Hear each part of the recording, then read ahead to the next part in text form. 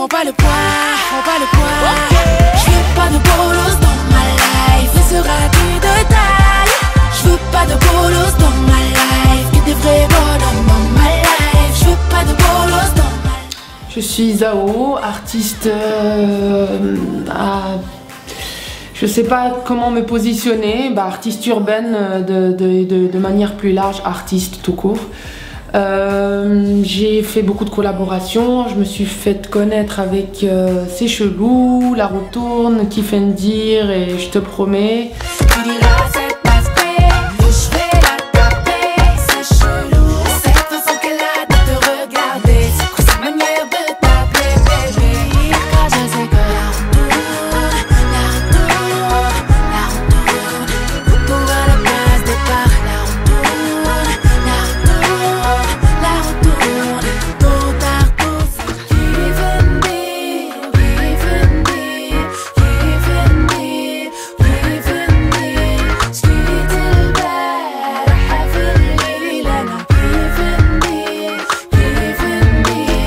Mais je ne pourrais te dire ce que je ne sais pas, et je ne pourrais te donner ce que je n'ai pas. Aussi à travers ma mixtape que j'avais fait juste avant l'album d'Ima.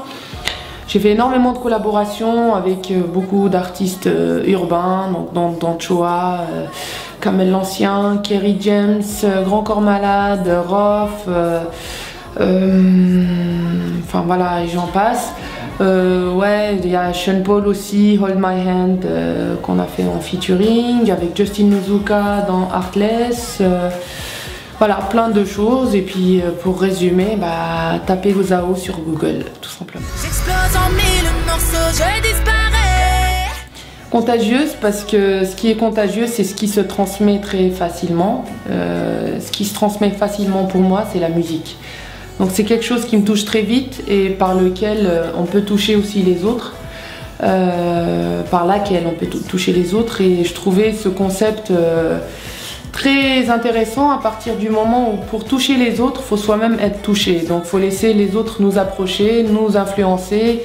Quand je dis influencer, c'est-à-dire nous toucher de l'intérieur et puis créer une réaction chez nous qui va susciter un sentiment, un ressenti qui va faire que je vais gratter sur une feuille, chanter et transmettre à mon tour quelque chose. Donc c'est aussi pour ça que j'ai appelé cet album Contagieuse. Mais c'est pas tout, c'est parce qu'au début j'ai commencé avec... mon public était plutôt jeune. Et petit à petit, ces jeunes-là qui n'avaient pas peur de la nouveauté ont fait découvrir à leurs parents, à leur entourage, à leurs oncles, tantes, grandes sœurs, etc. Et eux-mêmes se sont intéressés à moi. Et donc ne sont pas restés sur les a priori d'un C'est Chelou, où je dis taper, etc. Donc, puis eux ont pu me rejoindre dans cette aventure vers La Retourne, Kifendir et Je Te Promets. Et puis ça s'est transmis comme ça, de bouche à oreille. Et puis c'est un peu comme ça que j'existe aujourd'hui.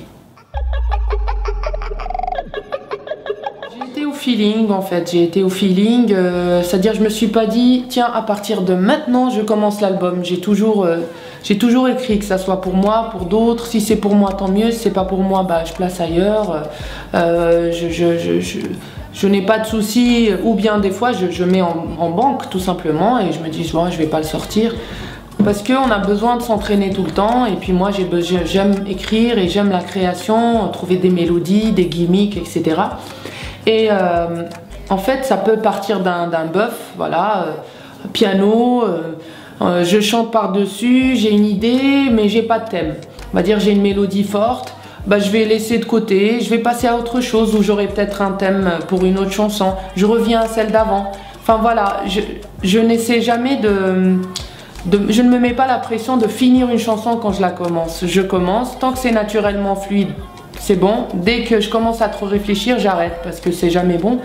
Et puis je reviens à cette chanson plus tard. Puis en réécoutant ma mélodie, ça va m'évoquer un thème ou bien une autre gimmick, etc. Donc il n'y a pas vraiment de règles. Il y a des fois où j'ai écouté des instrus et je me dis ah ouais, ça c'est ça, ça. ah oui, je pourrais mettre ça comme gimmick ou ça comme mélodie, je vais parler de ça, c'était clair.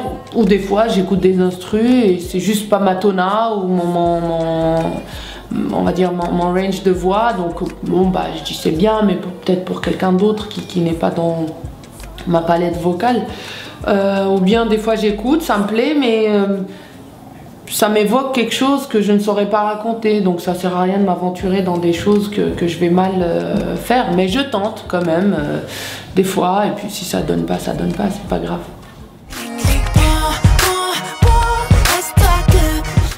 J'ai, en fin d'album en fait, j'ai réécouté des choses, et puis dès que j'ai fait le morceau Maintenant ou jamais, que j'avais le thème, etc., j'ai dit bon, il manque quand même une réponse. Maintenant ou jamais, c'est un rôle de composition, c'est un peu une relation impossible. Donc il manquait une réponse, quelqu'un pour me répondre et un autre point de vue. Et là, tout de suite, j'ai pensé à Rof parce que c'est un artiste que j'aime beaucoup et puis qui a la plume du bitume et puis la poésie de la rue. Donc c'était logique pour moi que ça soit lui. Et il y a Christophe Willem aussi dans un autre registre qui n'a rien à voir, pour lequel j'avais écrit sur son album. Et dans ce même album qu'il avait fait, j'étais en duo avec lui dans Indélébile, le morceau qui s'appelle Indélébile. Et une fois que c'était fait, je trouvais que c'était un morceau qui était le juste milieu entre son univers et le mien. Et il avait complètement sa place dans l'album Contagieuse. Donc je l'ai mis en bonus track pour me faire plaisir à mon tour. C'est pas la maturité parce que moi je pense que j'arriverai à maturité la veille de ma mort. Je n'ai jamais fini de mûrir parce que j'ai jamais fini d'apprendre. Donc la différence entre cet album et le précédent, c'est juste l'évolution. Contrairement à celui d'avant, j'étais dans un état et puis j'ai évolué, j'ai vécu des choses, j'ai été influencée par des choses, bousculée par d'autres choses. J'ai rencontré des gens, j'ai fait une tournée, j'ai vu des choses, j'ai voyagé, etc. Donc j'avais des choses à raconter. J'en ai fait un, mais je l'ai fait à ma manière, je l'ai fait sur Mea Culpa. Il y a un peu de dubstep à la fin, ou même au milieu d'ailleurs.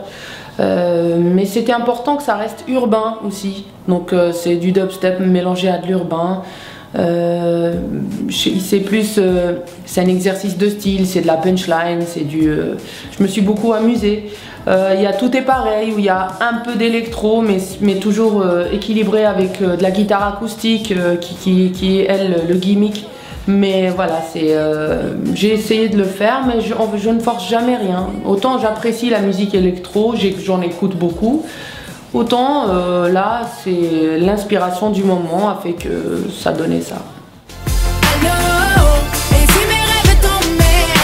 C'est dur, ta question est dure parce qu'il n'y a aucun morceau qui ressemble à l'autre, donc c'est ça le problème. Alors si je devais en garder 3, je garderai 3 différents, donc je garderai Allo. Je vois qu'il y en a un qui a dit ça se voit que c'est son morceau préféré. Un de tes morceaux, alors on va voir si j'ai ton top. Allo, Un peu beaucoup et Divisé. Ben nickel, mais 2 sur 3 c'est pas mal, c'est déjà on s'entend.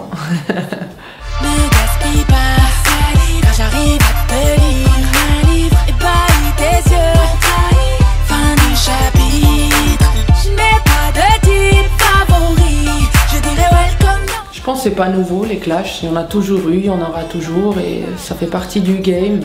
Maintenant, moi je suis pas dans ce game là, chacun fait ce qu'il veut du moment qu'il l'assume. Et puis pour moi c'est des parenthèses parce que moi c'est avant tout pour moi c'est des artistes, ce n'est pas, je m'en fous du clash. Ça buzz 2 secondes puis bon ça s'arrête, ça buzz. Qui se rappelle du clash d'il y a 2 ans? Il y a 2 ans, il y avait des clashs, j'en suis certaine. Moi-même, je ne sais pas, mais je m'en rappelle pas. Il y a 1 an, il y avait des clashs, obligés. Je m'en rappelle plus.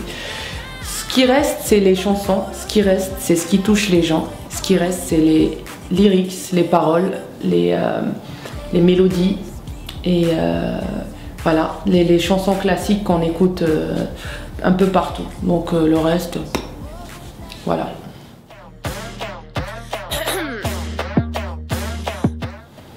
Rap français, honnêtement, je les connais presque tous, donc j'ai pas vraiment d'avis parce que j'écoute pas forcément, parce que indirectement, quand tu connais, t'écoutes pas forcément, parce que voilà, tu les as au téléphone ou par Twitter, ou donc tu demandes de leurs news. Pour moi, c'est des êtres humains, des camarades, des frères même. Donc j'ai pas trop écouté, je t'avoue que j'étais plus... j'essayais de ne pas être influencée par quoi que ce soit de francophone. J'ai beaucoup écouté des choses qui n'ont rien à voir avec le rap, du Adele, Gauthier. Bon, j'ai écouté un peu là dernièrement, j'ai eu un petit coup de cœur pour Frank Ocean. Qu'est-ce qu'il y a eu d'autre?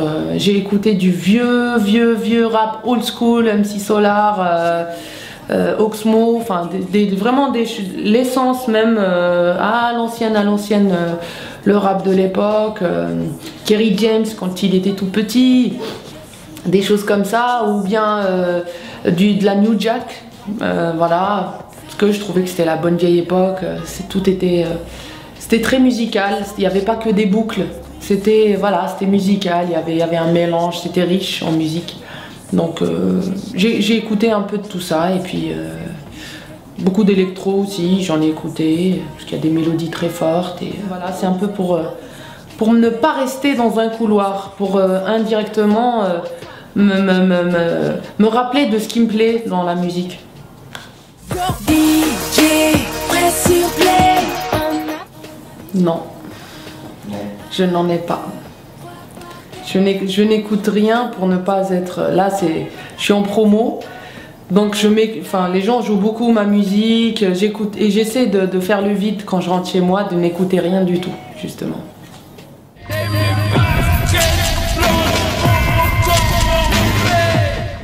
Basket blanche, des Converse, bizarrement. Parce que c'est les premières baskets que j'ai eues, c'était des Converse blanches avec des lacets blancs. Tout était blanc, et quand t'es petit, tu veux que ça reste blanc. Et donc dès qu'un petit te marchait dessus, tu dis t'as sali mes baskets, et tu dis maman lave-moi mes baskets. Oui, mais elles sont pas assez sales. Donc voilà, ça m'inspire un peu ça. Et du coup, quand je mettais les baskets blanches, moi qui ai grandi en Algérie, donc il n'y avait pas trop de bitume à l'époque, c'était de la terre, tu fais gaffe à où tu mets les pieds.